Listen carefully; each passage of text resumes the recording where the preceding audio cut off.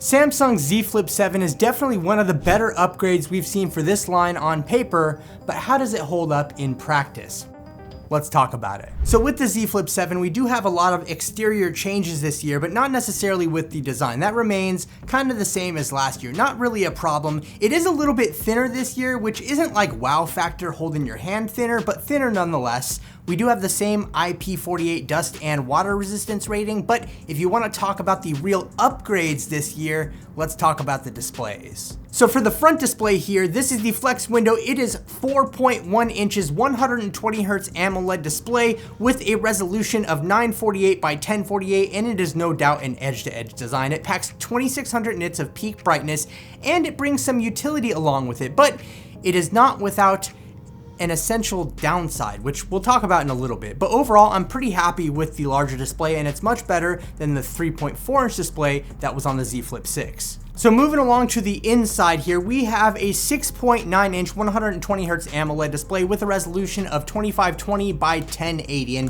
while there's nothing extraordinary about this inner display here, it is larger and it makes the phone feel more expansive, which I'm always a fan of. So when it comes to software and performance, well, this is where things might get a little controversial, but let's break it down starting with the specs. So the Z Flip7 packs 12 gigabytes of RAM and a 4300 milliamp hour battery, which we'll touch on in a little bit. And then we have the Exynos 2500 chipset. And this is where people get a little bit skeptical because historically, Exynos chips have been kind of on the lower end or lesser end, not quite as premium as say a Qualcomm chip. And so it's gained more of a bad reputation over the years. Here's the deal though. I didn't notice any performance impacts in my personal use while using this phone. And while it may not benchmark as high as something like the Snapdragon 8 Elite, I still think that it holds its own for this phone. Obviously, we can't speak for months or years down the line, but right now in my use, it's been great.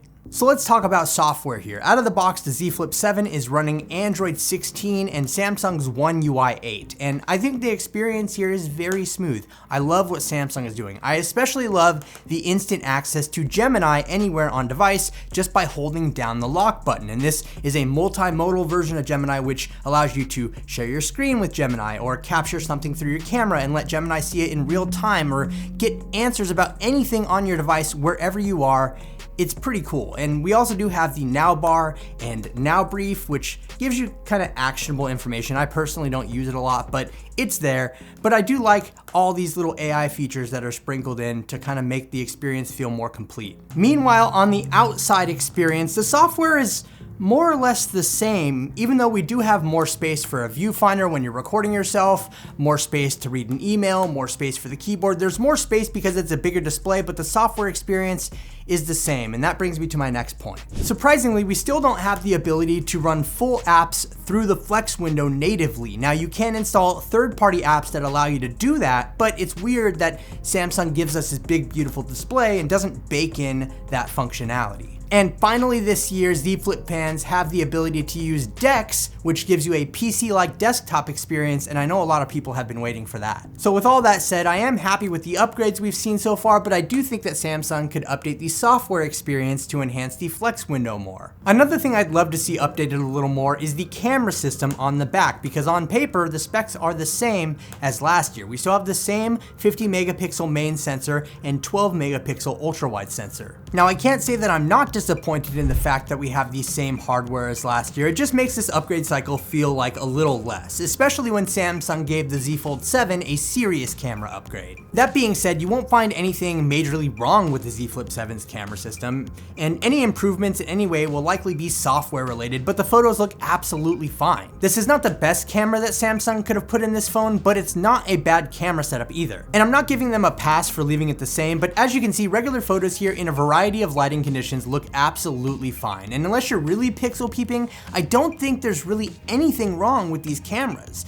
But it's just that we were so close to greatness here, and a simple upgrade would have sufficed that. And obviously, one of the primary advantages of any flip phone like this is being able to use the main cameras as selfie cameras. Doing that avoids using the 10 megapixel front-facing camera on the main display and gives you better quality all around. So when it comes to battery life, this year Samsung gave the Z Flip 7 a 4300 milliamp hour battery, which is 300 milliamp hours higher than the Z Flip 6. And in real world use, will you notice that jump? Honestly, probably not, but that doesn't mean that you're getting bad battery life on the Z Flip 7. This isn't a multi-day phone, you'll still be charging it every night, but you'll make it through the day, and that's not going to be a problem. I don't think that the power gains here are adding to the battery life longevity really, at least in my experience, rather than adding to power the larger displays and everything else involved here. But one extra note for the battery life department, it would be nice to see faster wired charging. And that brings us to everything else.